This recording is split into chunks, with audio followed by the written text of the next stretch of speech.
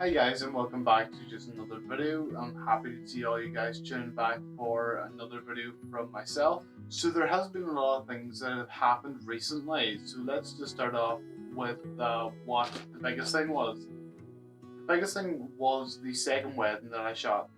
The second wedding was a lot of fun to shoot, apart from the fact that where I live had completely flooded. It was one of the worst floods that we've had in a while, and I didn't realize this because the majority of the time I was indoors. So the day started off quite nice. I had a friend tag along with me this time, just because going alone kind of feels a bit lonely. So having a friend there is always sort of nice to have. So we started off the day by stopping in Tim Hortons to get coffee and some food just before we went to the bride's house, because Tim Hortons is one of the places that we don't have in my town. So whenever I get the chance to go there, I will take that because I really like their coffee. So after we took all the photos at the bride's house and got all the photos with like the father, the bride, the groom, everything like that, we then just moved on to the ceremony, which was in a small chapel with a very small amount of people, which I personally would rather than like a very large group of people. So I would rather have 50 people in a wedding opposed to having like 100 people in the wedding, but that's just my personal preference at that point. The ceremony was actually pretty nice. I did switch out between using the 50 ml and using the 70 to 300 ml. The 70 to 300 ml was mainly just to get sort of that expression in their face, so the zoom, the close ups of their face, and just trying to capture that sort of emotion that everyone has felt during the actual ceremony itself. So after we actually concluded everything, one of the big things that always freaks me out when I'm shooting weddings is that first kiss. I can just remember standing in the middle of the aisle with the camera locked onto both of them, just waiting for that moment and just holding down the shutter button and praying that I had got the kiss. And when I looked through the photos, thank God I did get it, and I thought it was really nice. So after the ceremony, we were going to go to a third location, but because we ran a little behind schedule, we decided to cut that out, which is a bit unfortunate because the place that we originally were going to go to was a really beautiful location. It's somewhere that I love to go when I have free time just to shoot photos, shoot videos.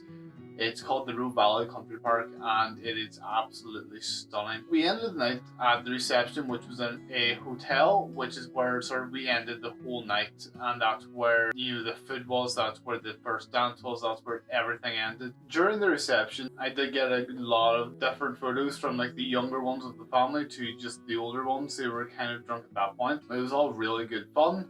And then the first dance I got, which was very sort of happy, energetic, and everything, and it was just really nice to see. And then I also ended that night, or the full night, sorry, with the father daughter dance, and it was just really nice. And some of the photos that I got were absolutely phenomenal on that night. So that's when I did fill both my SD and my CF card. So the way that I have my camera set up is that my CF card writes a backup to my SD card. So just in case one of them ever does corrupt, I can always have the backup of the other card.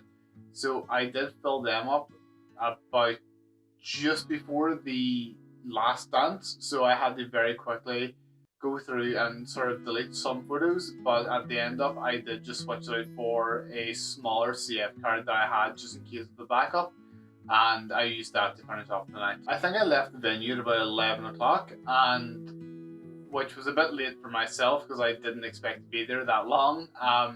So me and my friend did leave. He was there the whole night. He was there from the ceremony to the actual reception itself. We then started to drive home, and again we stopped in Tim Hortons on the way back, and we just got like 10 bits, and we got coffee as well. At that point, the streets had already started to flood quite badly to the point where traffic was being diverted, and so there was that risk that we weren't actually going to get home. But luckily, we did.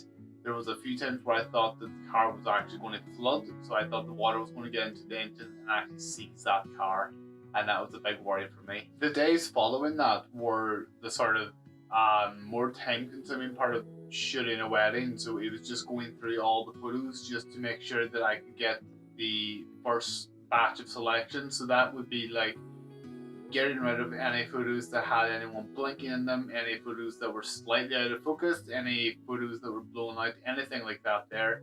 So that was like sort of one of the biggest challenges that I had, which was just going through them and seeing the best photo between two very similar photos. When I say that I went through the photos, I left the venue with 1.6 thousand photos and I got it down to just below 400. So that's the final count, just below 400, which I'm pretty proud of, to be honest. That's a hell of a reduction, and it did take a while to get there, and that was the that was the painful part about all of that. When I started like the editing process of all the photos, one thing that became really handy to me is because a lot of photos were taken in the same place. So the ceremony, like the first kiss, that around that area, so everything was within a chapel.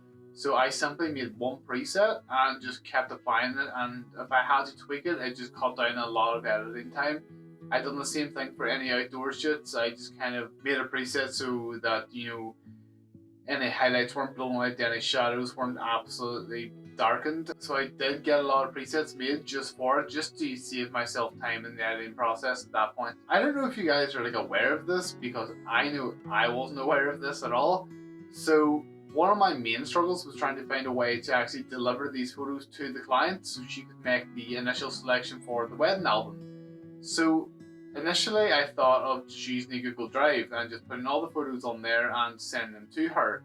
But that kind of ran into a bit of a problem when the file size actually exceeded what you were allowed to do with Google Drive until you actually paid for the upgraded storage. And that kind of runs into issues anyway, because if I'm shooting multiple weddings, I have to keep upgrading that storage, and it does run costly. And because I'm just sort of new into this business of wedding photography, it is a bit more, I'm looking more of a budget side of it. So I was messing about with Lightroom one day, and I realized then that I can make certain folders public. And I thought nothing of this first, and I started messing about with it, and I realized then that Lightroom will make an online gallery for you if you pay the subscription. So I put together the online gallery, put all the photos that I wanted to send over, and it was as simple as copying a link and sending to the client, because at that point they've already made that online gallery for you. You have the option to disable downloads as well, which I thought was pretty cool.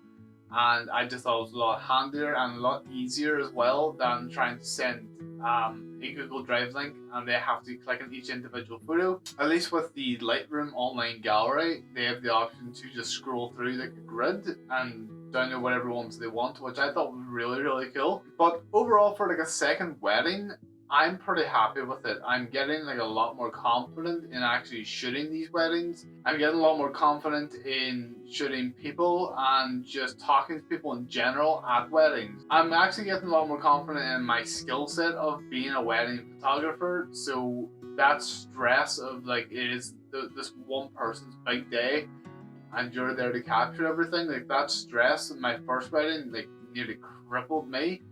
But now it's kind of getting less. It's still scary as shit when you're shooting a wedding, because you know that they're relying on you to give them really nice photos.